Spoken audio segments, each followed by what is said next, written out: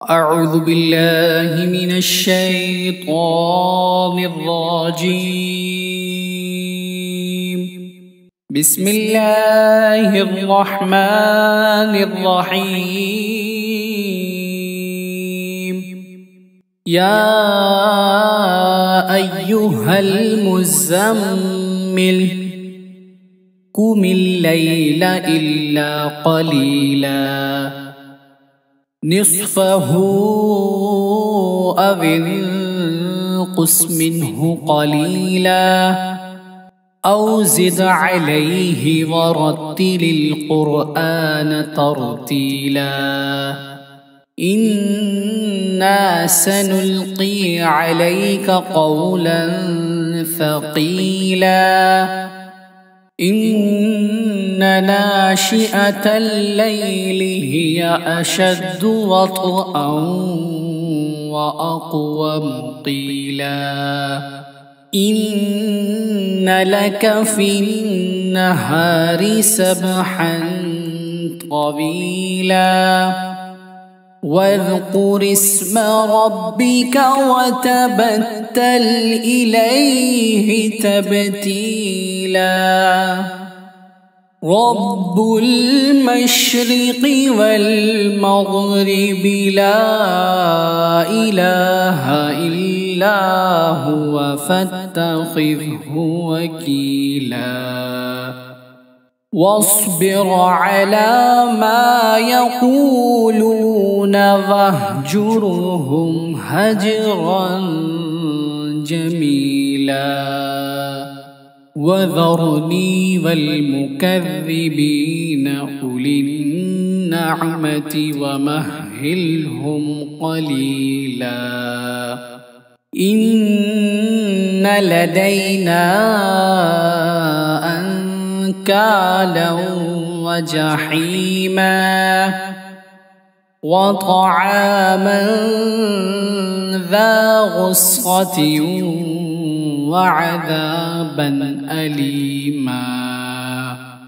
يوم ترجف الأرض والجبال وكانت الجبال كثيبا مهيلا إنا أرسلنا إليكم رسولا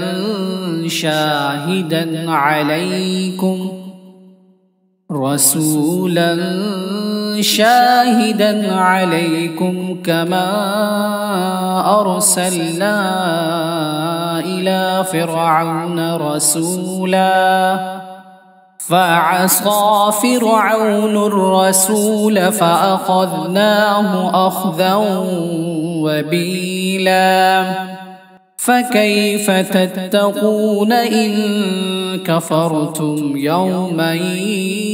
يجعل الولدان شيبا السماء منفطر به كان وعده مفعولا إن هذه تذكرة فمن شاء اتخذ إلى ربه سبيلا إن ربك يعلم أنك تقوم أدنى من ثلثي الليل ونصفه وثلثه وطائفة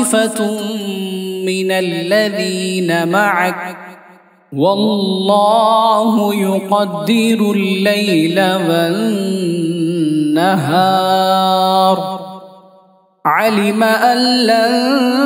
تحصوه فتاب عليكم فاقرؤوا ما تيسر من القرآن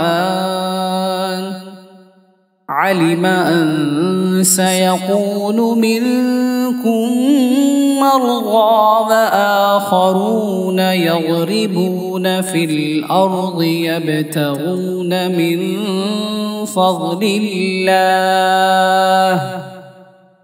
وآخرون يقاتلون في سبيل الله